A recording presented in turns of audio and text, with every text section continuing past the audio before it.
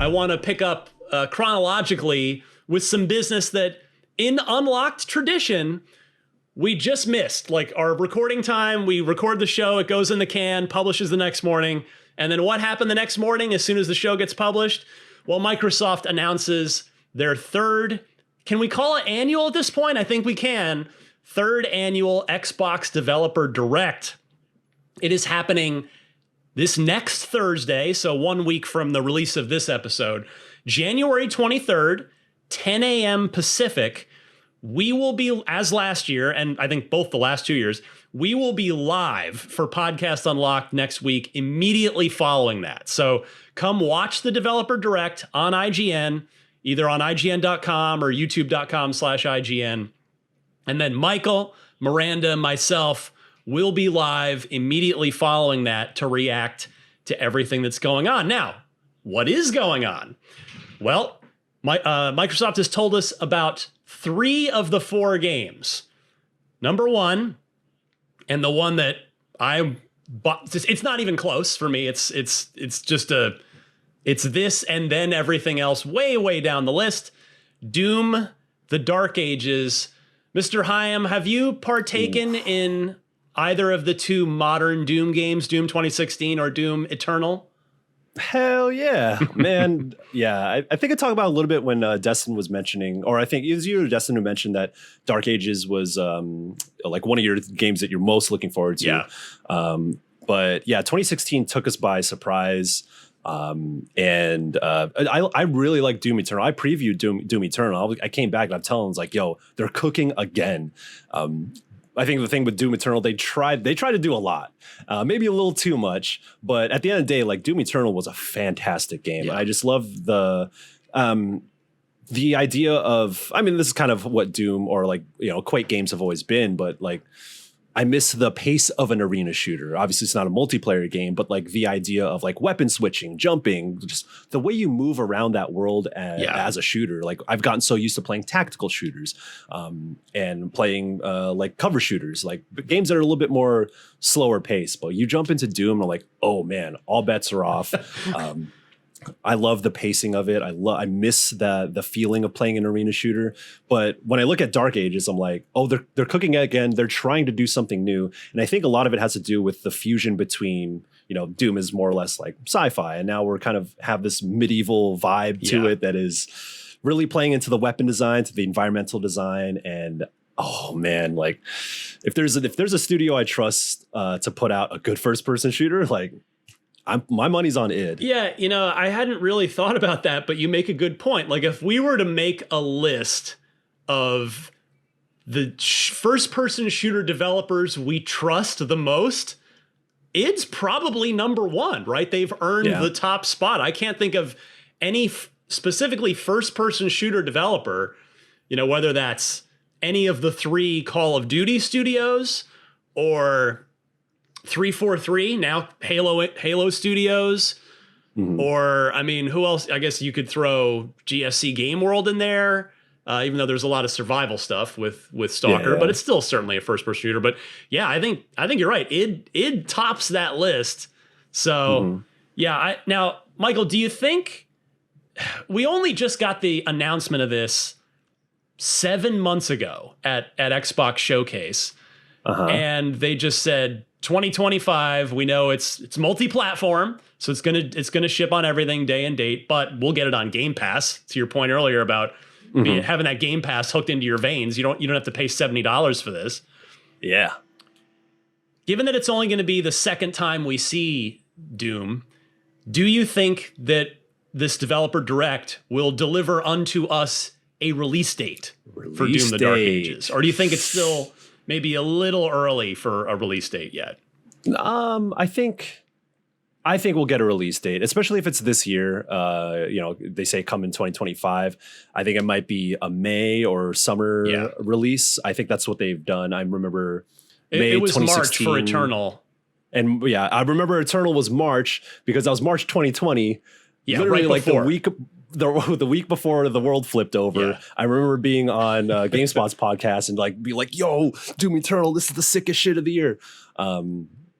So yeah, I remember that time very vividly. So like they tend to have these games. It feels like a summer blockbuster in a way, where people want to you might want to play something that just not turn your brain off, because especially Eternal is like there was a lot of thinking that went along with that. But I think it's just like a good time to play something that of this nature, and they've traditionally have put their games out earlier in the year. So I think like this being a headliner for the Direct is also like, hey, this is something that you can anticipate very soon.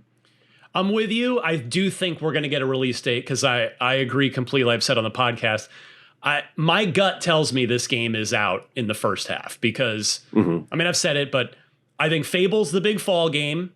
And I think that Doom, not that Doom couldn't also drop in the fall, but like I said, Eternal was March 2020. So we're coming up on a full 5 years. Doom 2016 to 2020 was 4 years. So, all right, extra. I'm with you. I just think this is going to be an April, May. Like, it could be a June game, but my gut says April or May. I don't actually know anything. Nobody, don't aggregate this. I'm not leaking or reporting anything, because I don't actually know. Stay off Reddit. Yeah, but I do. My gut says that this thing is going to be in the first half of the year. So I agree with you. I think we're going to get a release date.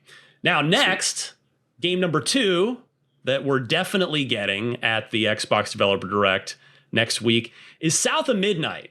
And this is another one where I think we're probably going to get a release date here too, because, and this is just like, I don't want to call it like a behind the curtain thing, but because you can see it on IGN, we've already had a first round of previews with like Doom. We actually haven't previewed yet.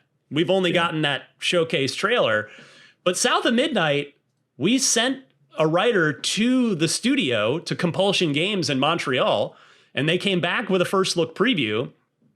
So I just feel like, okay, we've had a first preview.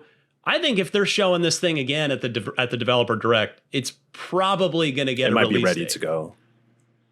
Yeah, what's how you feeling on this one? Because this, I feel like nobody's really talking about it so far. But in fairness, there hasn't been a ton shown. Like, we didn't get to play it for our preview. It was a hands off. So there's definitely, they haven't let anybody put their hands on it yet. But how you feeling on this one so far? Yeah, this is going to come out this year, but I would like to get hands on with it at some point, because it looks fascinating. I think the premise behind it is really interesting, because as someone who has a lot of Southern roots, like, I want to see that kind of the stories of the deep American South. Yeah, the folklore from this from this perspective, being told in a magical sense too. Like, there's something about like the bayou and just like the swamps and like the environment of the deep American South, and seeing all of these like creatures, these huge creatures, like larger than life. So like this fusion between something that feels very close and real and something magical too. I really like that idea. The animation is very interesting. It's like this sort of stop motion style, and like the art style itself, I think is it's very vivid and expressive. So this could be like, I don't want to say a sleeper hit, because this is one of the headliners for an Xbox Direct, but I think it's one of those games that might catch people by surprise. So I'm paying attention to it, and I think a lot of other people should. I would love to get hands on with it before it releases, but I think this might also be a good summer game. I think, the summer tends to be, I don't know what it is, like something about it where people just like kind of explore their gaming tastes a little bit more. I don't know. I don't know. Maybe it's just me, because like when the fall comes around, you're like, oh, I know I'm going to play X, Y, and Z, the big hitters. But for something like the summer, feels like it's like open season, and anybody could have the hit of the year during that time frame. So I think I would expect this to come out like maybe summer, maybe towards the tail end. But yeah, this is something I'm definitely paying attention to. Yeah, for me, I admit, like, I'm looking forward to playing this. I would say my hype level isn't super high on it yet. I hope the Developer Direct changes that. And I think part of where the reason that my hype is kind of just in neutral on this is I agree with you. I think the art style is incredible. I love the animation. Like, I love visually what they're doing with this thing. And they've talked about they're doing some really interesting stuff with music too. I think the music in this could end up being super awesome. But on the gameplay front, like you mentioned, nobody's in the public has gotten to play yet. Nobody in the media.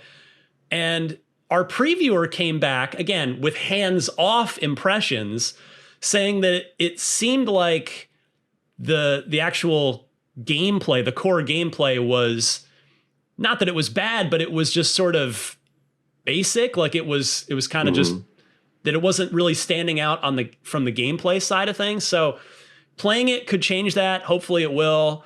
But I'm curious what they're going to show at the developer direct to kind of really start to sell people on this thing. But yeah, I'm with you. I think there's no way this thing comes out in the fall. Like it's going to have to be in the next 7 months or so, lest it get absolutely buried and forgotten about by all these heavy hitters that we're expecting in the fall of this year, whether it's Fable, GTA, Call of Duty, what have you. But yeah, curious to see what they show of this one next week.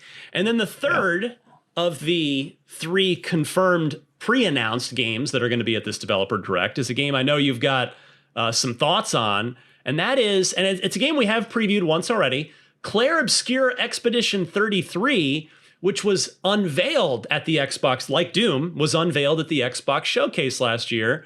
How you feeling on this one?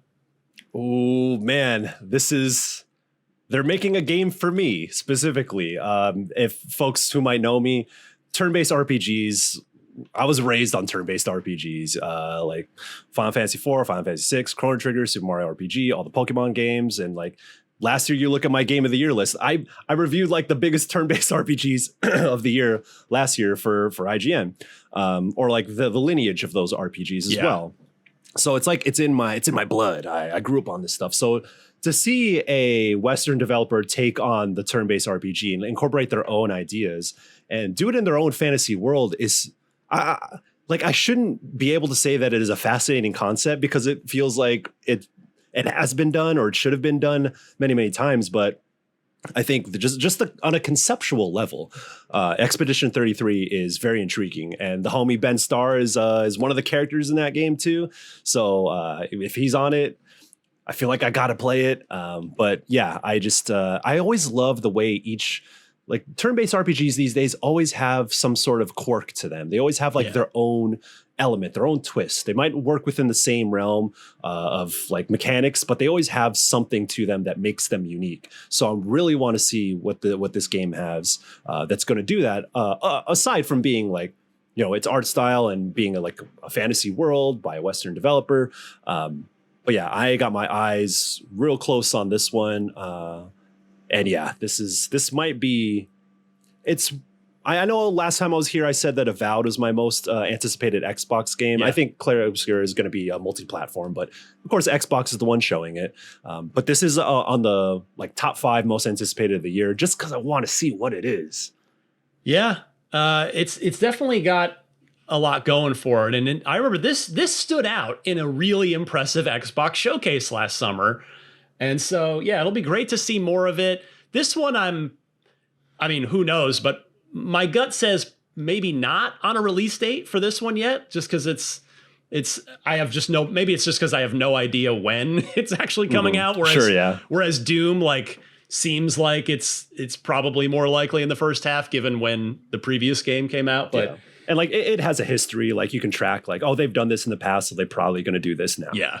Whereas like this is a little bit more of a lesser known quantity, I suppose. Right, exactly. So curious to see more here and see where it's going to land in 2025. I'm watching the video feed right now. I'm like, man, this is speaking to me, man. Like the active, the timing button presses, and then there's those menus. I know they played Persona 5 and said, we're going to do that. Yeah, I was going to say, and they absolutely should. Nice. See, like, right there. Yeah, right look there. At that. Our super producer Tayo right on it. Yeah, I'm not even a big Persona guy, but like I've seen enough of Persona to know like, oh, that's totally the Persona UI right there. So I love it. And then there's a fourth game that they're not telling us what it's going to be at the Xbox Developer Direct next week. So we have, of course, our friend Jez Corden over at Windows Central has given a hint. And before he did, I thought, because that was fairly recently. So the Developer Direct, like I said, was announced right after our episode published last week. My brain, Michael, went right to Double Fine. Because again, looking at the calendar, right? Psychonauts 2 shipped in the fall of 2021. So it's been 3+ years that Double Fine's been cooking on something. And I kind of thought, well, yeah, this seems like about the right time to at least announce it. I'm not saying they're going to just shadow drop it like Hi-Fi Rush or anything like that, but it seems like maybe that's going to be the mystery game here. But then our friend Jez came out and said that it will be, where's that quote here? He says, our sources indicate that it is a new entry in a legendary Japanese IP, which has decades of history and should make a lot of fans happy. So where does your mind go when you hear that? Because I was racking my brain. I will admit, I came up pretty empty here. I was like, I don't know what the heck this could be. I think the first thing that came to mind was this game I think would be, well, it's an Xbox Direct, so it feels like they wouldn't want to end the show on a multi-platform game. But the first thing I thought of was like, maybe this is the time for Dragon Quest XII to show some sort of gameplay or have more than a title screen reveal. The more I think about it, the more I'm like, I feel like Square Enix would play that in their own field. Like they would save that for an SGF or like a TGS. I feel like a Tokyo Game Show. And I do think from what I can recall, DQ12 is still like a pretty like ways off, but who knows? Maybe that like if Jez is on the money with this one, I would guess DQ12. That's kind of where my mind goes. Because other than that, like, unless they want to bring back Lost Odyssey doesn't necessarily have quote unquote decades of history. But I know Mistwalker just put out, they just put out a new version of Fantasian, which was a mobile game that is now on multiple platforms. Man, if they gave Sakaguchi mad money to make a Lost Odyssey sequel, oh Lord, that would be a killer reveal. Yeah, now I want you to be right. I really want you to be correct on that, because that game, even though I know it didn't necessarily set the world on fire commercially for Xbox in the 360 days, it really has, I think, aged well, and at least in the sense of people remember it really, really fondly. Like, you are far from the only person who has happy memories and thinks fondly of that Mistwalker era of Xbox with Blue Dragon and Lost Odyssey. Like, both of them, people remember those games well. I think Blue Dragon ended up getting another entry on the DS, right? Whatever Nintendo handheld at the time or around the time. But yeah, Lost Odyssey, man, Unreal Engine back in the day, which back then it was pretty unusual to see Japanese developers use a Western engine like that. Now it's a lot more common. I mean, everybody around the world uses Unreal, but yeah, gosh, I hope you're right, because the one that I admit, this did not come to my mind, but when I saw it floated in the community, I went, oh yeah, okay, I could see that. And that is, and this would be a huge get for Microsoft if it's the case, even though, like you said, like, would they really end on a multi-platform game? Well, maybe. Doom is like the headliner of the 3 announced games, and that's multi-platform, but Resident Evil 9. Like, the time, it does feel like, maybe it is about time for the next Resident Evil. Capcom has definitely done stuff with Sony, with Microsoft. Again, the game RE9 would almost certainly be a multi-platform game, but would they give the announcement to Microsoft? I could see it. What do you think? Yeah, I that's, I wouldn't like, I would, that seems reasonable to me. Because I think what Capcom tends to do is, like, they'll have the reveal or announcement of their game at a big event, and then they'll do like their own Capcom stream to be like, right, you want to see gameplay, we can talk a little bit more about the nitty gritty details if you like really care about that stuff. And I feel like Capcom kind of can pick and choose who they showcase with. Yeah. So man, that would be pretty sweet to get Resident Evil 9 as a headliner. And if so, man, Capcom has not stopped. Like, they have Monster Hunter Wilds coming out next month. Yeah, they're bowling at 300 over there. Yeah, and like Street Fighter 6 is still like in FGC. It is like a phenomenon still to this day, and it's been gaining ground across the world as if it needed to more so than it already has. Like, but like, and on top of that, if they do have a Resident Evil 9 like in the chamber, man, like Capcom. I mean, Dragon's Dogma 2 was a hit. Like, yeah. So that would be really cool to see.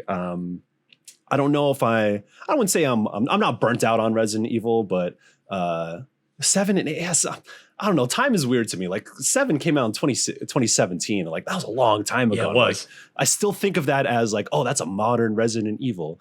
And 8 was what, 2021? Man, or 22. I can't really remember. I can't remember either.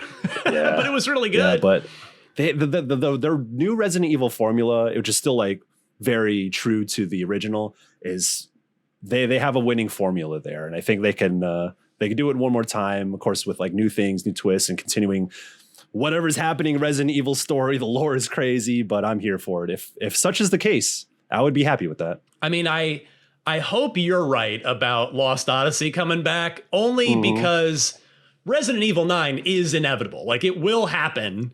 Whereas if they don't announce, if it's not Lost Odyssey being the secret mystery game here, then maybe that game just doesn't exist and we're just dreaming. But RE9 is like a certainty. So I hope you're right. My friend.